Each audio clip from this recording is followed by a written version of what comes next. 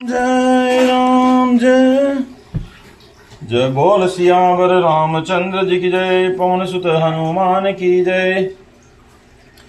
को कही सकय प्रयाग प्रभाऊ कलश पुंज कुंजल मृगराऊ अस तीरथ पति देखि सुहावा सुख सागर रघुबर सुख पावा कहि सिय लख नहीं सकहि सुनाई श्री मुख तीरथ राज बढ़ाई करि परिणाम देखत बन भागा कहत महात्म अति अनुरागा यही विधि आई बिलोक बिनी सुमिरत सकल सुमंगल देनी मुदित नहाय कीन शिव सेवा पूजी जला जथा विधि तीरथ देवा तब प्रभु भारद्वाज पहियाए करत दंडवत मुनि उर लाए मुनि मन मोदन कछु कही जाय ब्रह्मानंद राशि जनु पाए दीन आसीम मुनि सौर अति आनंद वस जानी लोचन गोचर सुकृत फल मनो किए विधियानि सियावर राम जय जय राम।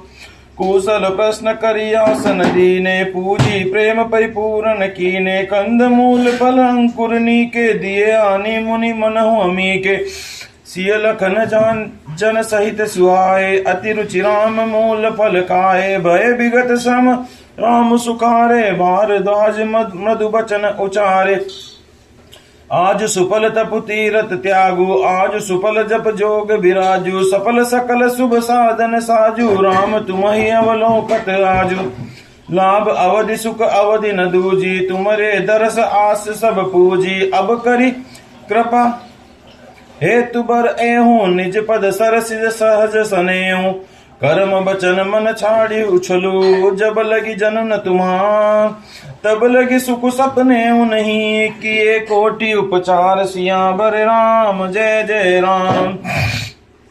सुनि मुनि बचन राम सकुचाने भाव भगति आनंद अगाने तब रघुबर मुनि सुजस सुहावा कोटि भांति कही सब ही सुनावा सो बड़ सो सब गुण गन गेहूं जय मुनीस तुम आदर देहु मुनि रघुबर परस्पर न वही बचन गोचर सुख अनुभव यह सुधि पाई प्रयाग निवासी बटुता पस मुनि सिद्ध उदासी भारद्वाज आश्रम सब आए देखन दशरथ सुवन सुहाए।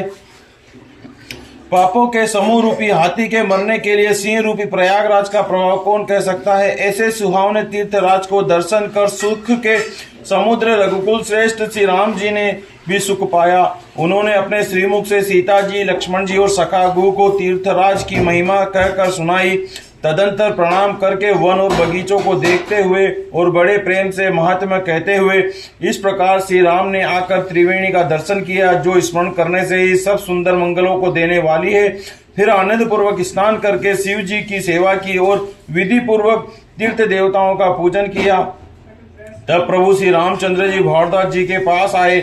उन्हें दंडवत करते हुए ही मुनि ने हृदय से लगा लिया। मुनि मन का आनंद कुछ कहा नहीं जाता, मानो उन्हें ब्रह्मानंद की राशि मिल गई हो। मुनीश्वर भारद्वाज जी ने आशीर्वाद दिया। उनके हृदय में ऐसा जानकर अत्यंत आनंद हुआ कि आज विधाता ने मानो हमारे संपूर्ण पुण्यों का फल लाकर आंखों के सामने रख दिया है।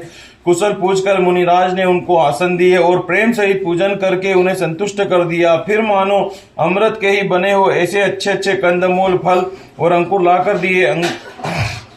सीता जी लक्ष्मण जी और सेवक गुह सहित श्री रामचंद्र जी ने उन सुंदर फूल फलों को बड़ी रुचि के साथ खाया।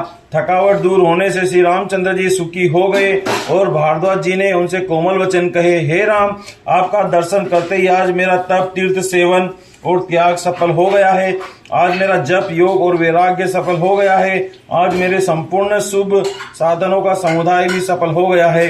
लाभ की सीमा और सुख की सीमा दूसरी कुछ भी नहीं। आपके दर्शन से ही मेरी सब आशाएं पूर्ण हो गई।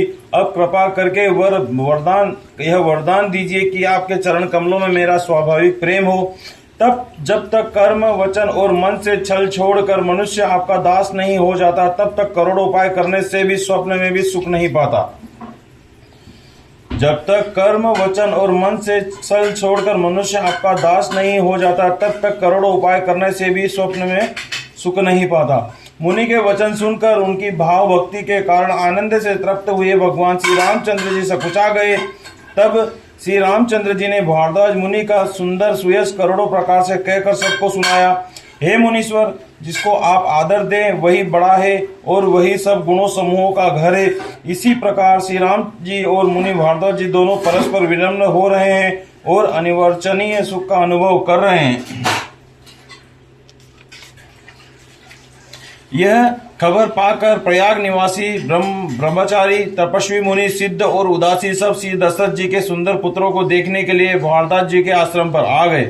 बोल सियावर रामचंद्र जी की जय। पवन सुत हनुमान की जय। उमापति महादेव।